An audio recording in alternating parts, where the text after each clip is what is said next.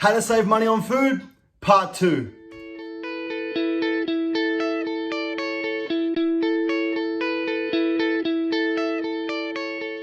Ladies and gentlemen, today I want to go through how we can save money on food, Part 2. Today I want to tell a story about myself and hopefully we can learn from it and we can use it to figure out how we can save money on food. So a while ago, one of my friends was having a very important moment in their life.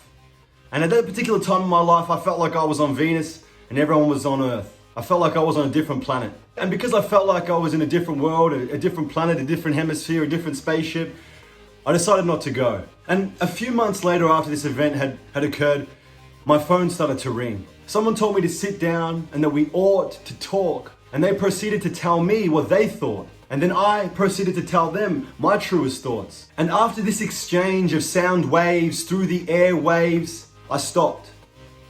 I looked at myself in the mirror and I realized, ladies and gentlemen, I realized that I am not the owner of Facebook. I'm not the owner of Snapchat and Instagram. I don't have 30,000 employees under me. I don't have 6 mortgages, a wife and kids. I'm not an individual who has no time whatsoever on the weekend to spend time with his friends for an important event. And ladies and gentlemen, for that, I would say my selfishness comes from me not making a true and honest assessment of the importance of particular moments when it is what it is. So how does this have to do with saving money on food? Well, I realized something that day after those conversations. I realized that if I learn to organize my life, if I learn to structure my life in the right way, if I learn how to prioritize what's more important, what's not important, I can find time to do those things and those important events, whether it's for others, etc. I've told you something personal about myself. And all I want in return is a favor.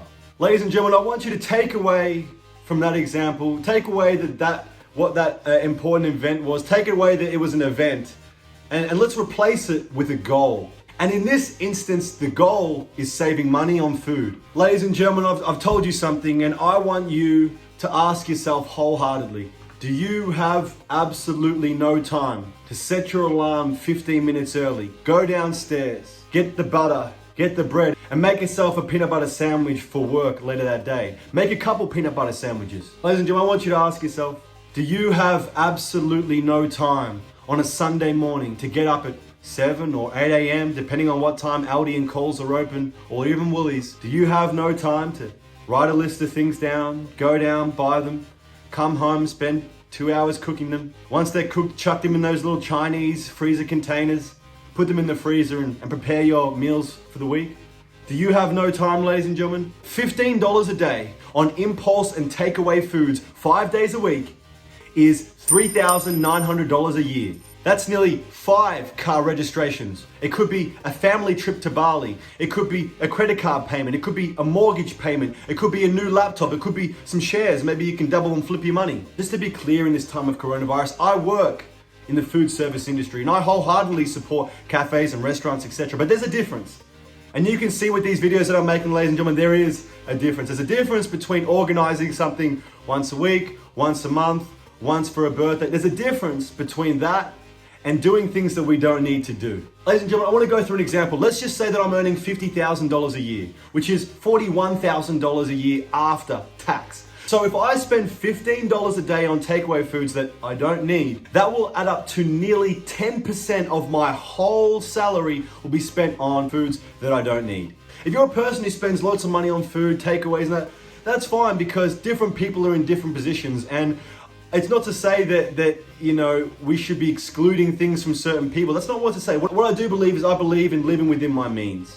If I can get my salary up to a point where if I spend $50 a day on food, but it's only 2% or 1% of my salary, well, you can start to see how it's not as significant as if it's 10 or 15% of my salary. Does that make sense? So I'm not saying that takeaways and restaurants should only be for a certain group. I try and live within my means, so that's what I talk about in this video. I'm not talking about you doing this, I'm talking about me.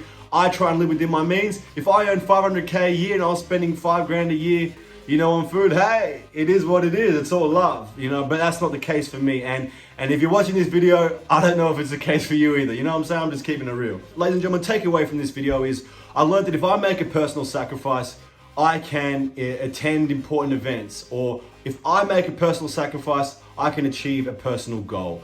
And in this case, the goal is how we're going to save money on food, part 2. Ladies and gentlemen, the first 2 videos in this series have been more on the psychological kind of how we can attack the mind. But part 3 is going to be some real practical examples. I'm going to show you exactly what I do on how I try and save money on food. Guys, that's it for today. I hope you like it. Please comment below on what you thought of the video. Please give this video a thumbs up, just like with the in-betweeners. Please make sure you click that subscribe button in the bottom right-hand side. It's Stefan here at SXT Fit, and I'll see you next time.